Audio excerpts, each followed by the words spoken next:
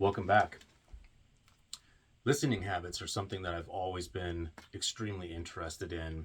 It's fascinating to me how people listen to music, how often they listen, how they listen, and how they determine what they're going to listen to. And I've pulled a small stack of albums that I listened to over the last 5 or 6 days. Um, I did see that there was a thread where you can kind of see that one album kind of called to the next one, and you'll see that in here. And then just some random stuff that I pulled off the shelf or things that I listened to on the go that just were the right album for the right time. Anyway, so I've been listening to this one a lot lately. It's a new release. It hasn't been out. I think it's been out a couple months, but it's the newest Cancer album, Inverted World. I like Cancer a lot, but I'm particular to the older stuff. To put it in perspective, when Death Shall Rise came out in 1991, I was walking to school listening to that record every day on a tape on my Walkman headphones, and I have it's been kind of hit or miss with me with this band since then. The first two records are my favorite, but I found this one to be really listenable even on the very first listen, and it only got better as time went on. Um, Time being the last couple months at least, but I find this to be a pretty strong record. It's grown on me a lot, even though I liked it right off the beginning. It continued to kind of dig its claws in, and I just think this is probably one of their best records in years. So digging that a lot. um, this album, this is a band from Sweden that I've been listening to for a long time now, over 20 years, but I was still pretty late to the party. And really what it was is that there was just no availability of this band. This is Dawn. This is their second record, I believe, from 98, if I remember correctly. And this is a blackened black metal, but it's kind of weird because it's like vocally and riff wise, most of the riffs are of a black metal nature, but the rhythm section in this band, those guys are for sure think they're playing in Cryptosy or something, and the result is just fast and thick, heavy sound. So it's got a lot of death metal elements for me, but with the black metal elements as well, whatever you want to call that. I've seen it classified as a black metal album and a death black album. I don't really care too much about that, but man, well, this is a great record from start to finish. I like this one a lot. You know, I went through that one twice this last week. Back in the, some of you guys that are my age will remember the infamous mail order of the 80s and 90s. And I remember, like, when I first got into this band, I was able to track down a couple of albums on tape locally, and I had seen inside of Metal Maniacs magazine that there was another album out, but it was nowhere available. It had no distribution in America, and so the only way to get it was to get the mail order, write a check, send it off. Then once they received that check, wherever it went, sometimes it was in a U.S. office, like Noise Records had a U.S. office in the mid-90s. Napalm Records had one in the late 90s, early 2000s. Or the check would literally go overseas. From that point, there would be a clearing process that could take up to like 15 days. And then there would be the, we will eventually ship your order, but we haven't yet, and that could take weeks. And I swear that once I would write a check sitting on the couch dreaming about the albums I was writing this check for, it would be a different season by the time those albums finally arrived. And that was no exception with this album. It was the Gamma Ray 1995 Land of the Free album. This is a reissue from some time back. My mail order story revolved around the actual CD. But love this record too. This is great power metal, speed metal even in some parts. Very melodic. Anyway, I really like Gamma Ray, big Kai Hansen fan, as I've mentioned before. And this is just a strong album that never seems to get tiring for me. Was also going through, got the itch to hear the 1984 album by Jag Panzer. Ample Destruction is just a US power metal classic album, of course. I think everybody knows this album. I have nothing but praise for this record from start to finish. It's just fantastic, and it stood all the test of time and everything else that goes along with any of that. I was also late to the party on this one, discovering this band in the early 90s. I had heard of their existence, but it was hard to find this stuff back then. I had a really tough time finding albums like this, and when I did, sometimes I couldn't even afford it because they'd be extremely expensive. And I was a kid trying to get lawnmower money and fast food restaurant money, so yeah, I couldn't afford a lot of these when I did find them, but I would get them on tape sometimes. And there was a big reissue campaign for a lot of bands like this back in the 90s. So I picked up CDs during that time of a lot of these old albums, and have since either found original vinyl copies or reissues. This one is a reissue on HR Records. Really well done. Has the bonus track on it. But yeah, these guys were awesome. Always a big fan of Joe Tafola. His guitar playing is really good on here as well. And interestingly enough, after I played that, of course, I was thinking about his guitar playing, and so I pulled this album out and listened to it. This is his debut solo album, Out of the Sun, from 1987. He put this out, he had left Jag Panzer, and he, this is very Yngwie Malmsteen sounding, and I guess he thought maybe he'd be the next, big guitar player or whatever. I think this largely went under the radar, unfortunately. It's an instrumental album, but it's extremely well done. He's a really good guitar player.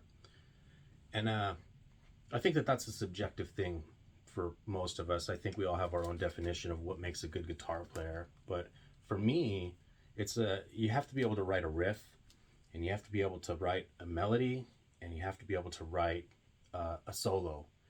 And if you can write really good riffs and that's what your music kind of is based around, not solos, then that's fine. But if you can play a good solo and you can play it over a good riff and you wrote that, I have no trouble following along.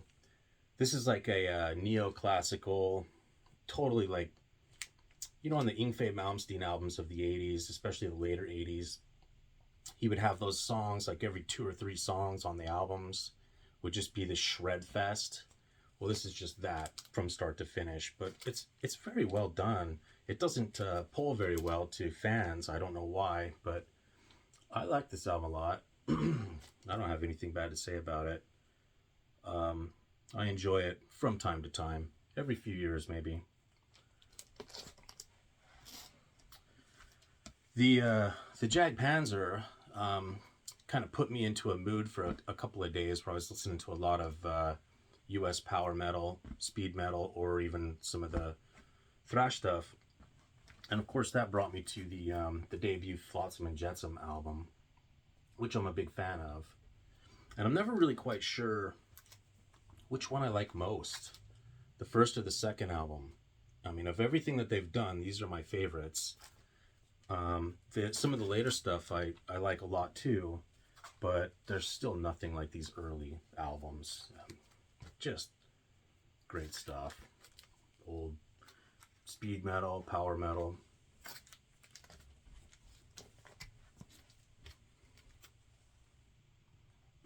These are original presses. Look, there's a price tag on this one, $3.99. Can you even imagine? This one is like I talk about those grails. This is a little bit of a grail for me. I stumbled across this blindly in 1994 on CD. I never saw it since. Years and years later, I went and started to try to track down the vinyl once I realized there was a vinyl version. But it took quite some time, years actually, before I found a copy that was in good shape and one that I was willing to pay the price for. And it's called In the Name of Satan, and it's a tribute to the Venom, to Venom.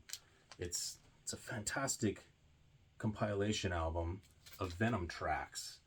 The thing is, if you're not familiar with this album, get this: Creator, Anathema, Voivod, Nuclear Assault, Skyclad, Sodom, Candlemass, Paradise Lost, Forbidden, Killers, and Venom themselves all play on this. In some of these instances, like the Nuclear Assault, of course, during 1994 era, that was just John Connolly. So he's playing with guys from Venom. Abaddon is on here. And I bought it specifically because Skyclad was on it, and of course Martin Walkeyer's in that band, and so by default, love it. But also, their cover of Primeval on here, so good, just so good. Creator doing Witching Hour, how perfect is that? Sodom doing 1000 Days in Sodom, priceless. Anyway, the cover art is just awesome too. So yeah, that's a grail for me to have this on vinyl. It still exists in the world. You can find this, but it is rather hard to track down, especially in the States. I think that was a Discogs purchase, and it came from somewhere Eastern Europe or something. The Jag Panzer from earlier, obviously, and continuing on with kind of the U.S. power metal theme and the Guitar Hero theme, we've got the Chastain album, Ruler of the Wasteland, which, of the first 5 records, I think they're all essential, and I don't know which one's my favorite. Sometimes it's this one. This is just another one that's just fantastic. David T. Chastain could write a riff, he could write a solo, he could just write a song that just flew, and whatever it needed for the song, he could do it. He could write it, and he could pull that off. That's what made him such a good guitar player, in my opinion. The fact that he could also play solos that were insanely detailed and complicated surely helped, but he had the riffs to back it up. And he always found really good players. And of course, he had Leather Leone in the band for the first 5 records, which her vocals are a masterclass in heavy metal singing. If you listen to her, boy, she has power. Her solo records are worth tracking down too. This was I don't know if you'd call this a project, but it was the second CJSS album, Praise the Loud. My favorite one of the, well, I think there's a third one out there too, but the first 2 from the 80s, 1985 and, no, yeah, 1986. I think one came out in early 1986 and one came out in later 1986, unless I'm mistaken. But this album is the one. This is for me. This is the one that's got all the songs on it, start to finish, perfect listen. Old US power metal, extremely well crafted metal songs, speed metal, a lot of speed metal on here. Russell Jenkins' vocals are insane as well. If you haven't heard this record, check out The Bargain. Actually, just check any of it out, anything from the first 2 records. The guy's insane, and that the band can pull off musically what they do, that's just an awesome album worth tracking down. There's plenty of reissues of this, maybe not on vinyl, but there's reissued CDs easily available. Okay, so with this one, this one is 32 years in the making, and I've been listening to it for a week straight, and I don't know how many times I've heard it. I think maybe 7 or so times, and it's just killing me. The new Coroner album, Dissonance Theory, is excellent. I have not had one single listen where even a portion of the music for me dips. Like, there's just no decrease in quality throughout the entire thing. Like, even on the New Testament, there's a couple of dips on there already that I'm kind of seeing 2 cracks in the armor there, where it's like, okay, this song again, and it's good and everything, but then there's another one on there as well later on, and it's starting to like wear out a little bit, whereas the rest of the album is staying very good across the board. This album, I've not had a single dip yet, not one single time where the album at all fluctuates down. This is an atmospheric, dark, heavy record. Is it the highly skilled, technical, progressive thrash metal of the first four albums? No. Is the potential there to do it? Yes. There's plenty of intricate things going on, and there's much in reserve, which makes this album even more powerful. It's riff oriented. It's very atmospheric. So I don't know if you're familiar with the Grin album, but some people really detest that album, and other people, because it is such a departure from the first four records. But this album is kind of a continuation of that, but there's plenty of like Mental Vortex or parts from like the RIP album or whatever in this. You can hear it, like you can hear it's the band. You can hear it coming through, but this is a different animal. The atmospheres on this, it's weird. It has an atmosphere like black metal albums tend to have sometimes when they're really well done. And yeah, it's not black metal obviously, but it has that. The way that the guitars are recorded and layered, and that's another thing. The dynamics on this record are insane.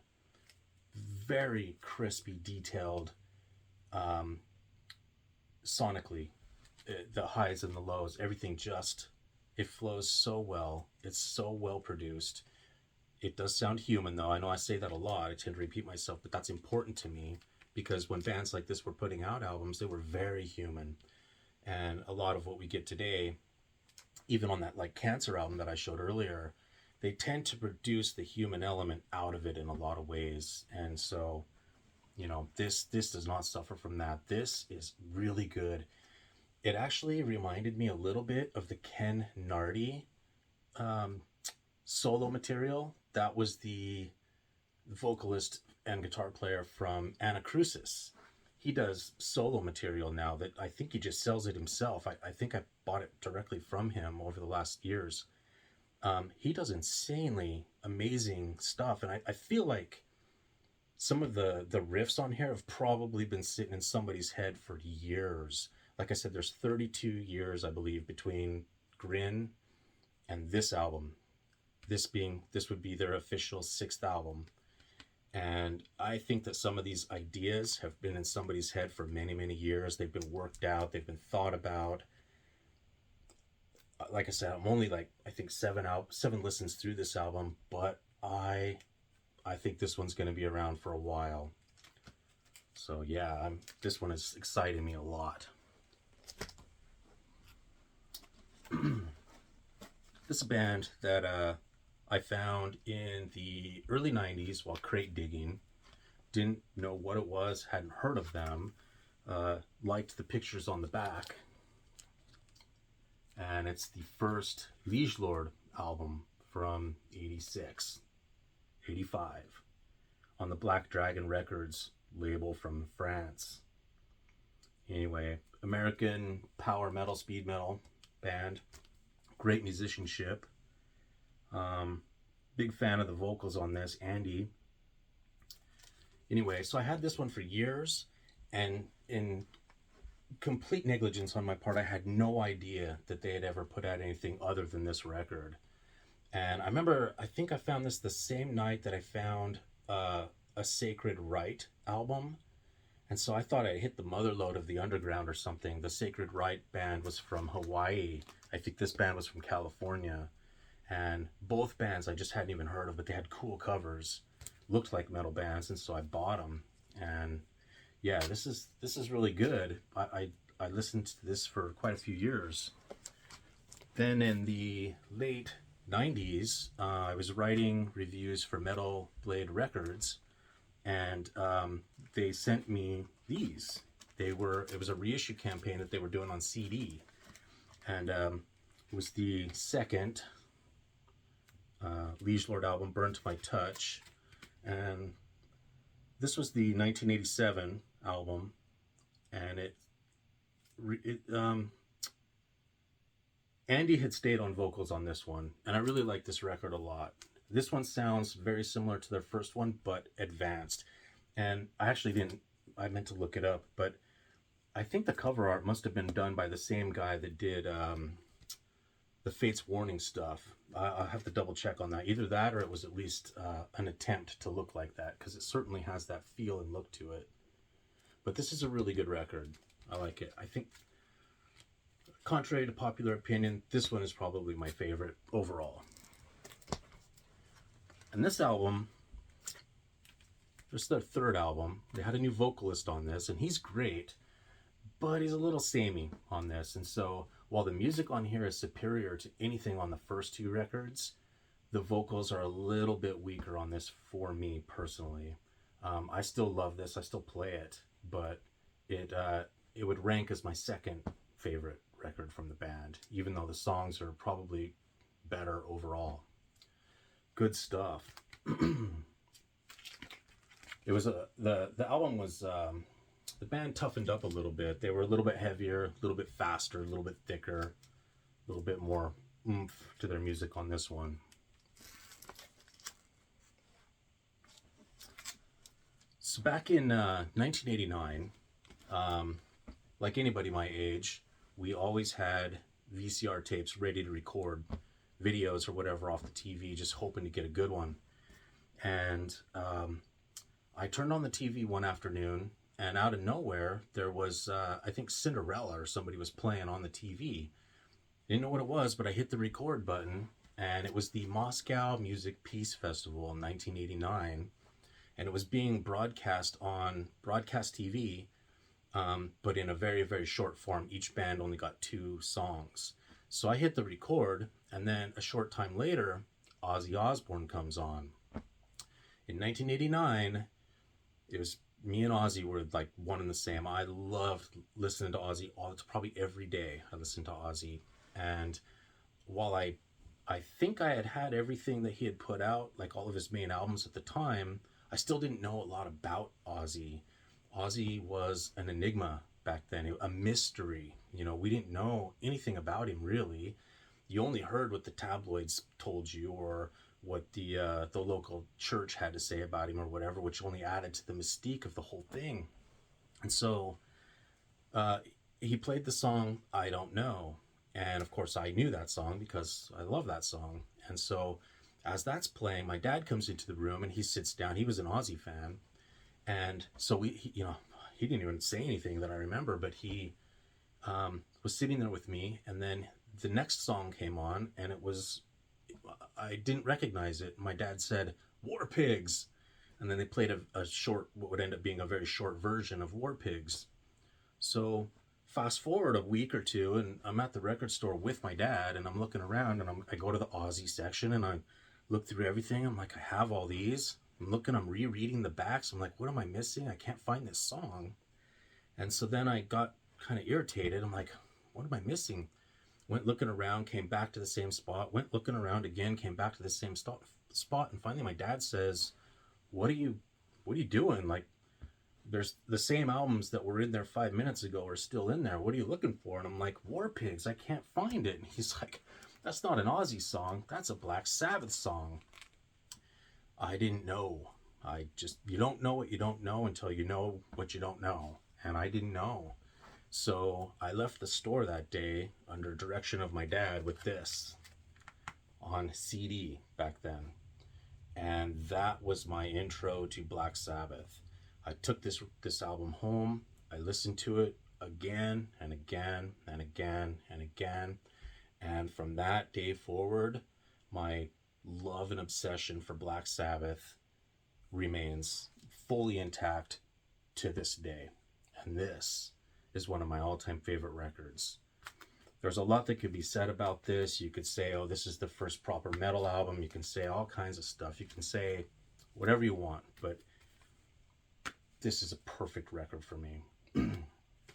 I hear so much of what I love about all this metal right here. I hear so much of the roots of all of that contained within this one record. Although I'm a Black Sabbath fanatic, I love all the Black Sabbath, but especially the Aussie stuff, even the 7th and 8th album. Just anyway, this is one of the best albums I think of all time. I have a ton of different versions of this one. I've tracked down original presses. I've tracked down all the deluxe versions and the represses that are like important, like the NEMS version or whatever. And the remixes, the Quadraphenic mix. I just love this record to no end. It never gets old. I still play it. And finally, in the background there is Cities, their one and only album.